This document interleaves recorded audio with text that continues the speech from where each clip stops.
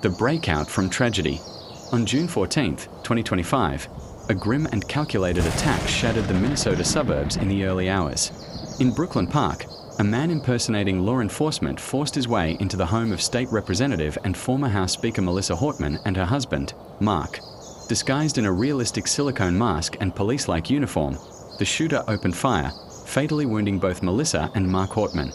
Earlier that same morning, in Champlin, State Senator John Hoffman and his wife, Yvette, were also shot at their home by the same assailant.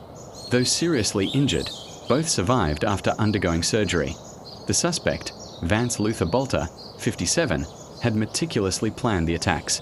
Evidence recovered from his vehicle included a target list with dozens of Democratic politicians and abortion rights advocates, including Hortman and the Hoffmans, suggesting a politically motivated rampage.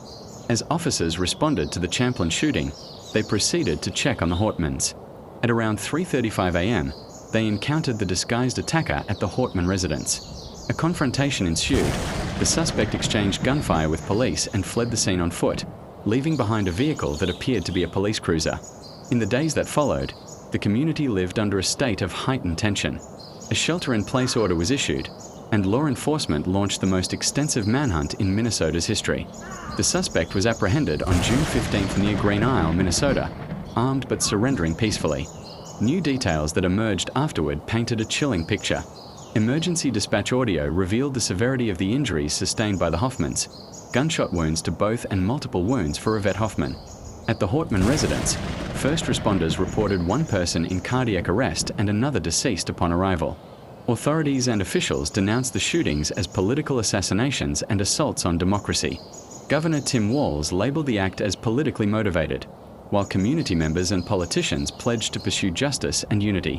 One particularly poignant moment came when Melissa Hortman, her husband Mark, and their beloved golden retriever Gilbert lay in state at the Minnesota State Capitol, an honor being the first woman to receive such recognition. The service was attended by thousands, including notable figures such as former President Joe Biden, Vice President Kamala Harris, and Governor Walz, indicating the profound impact Hortman had on her community and the state.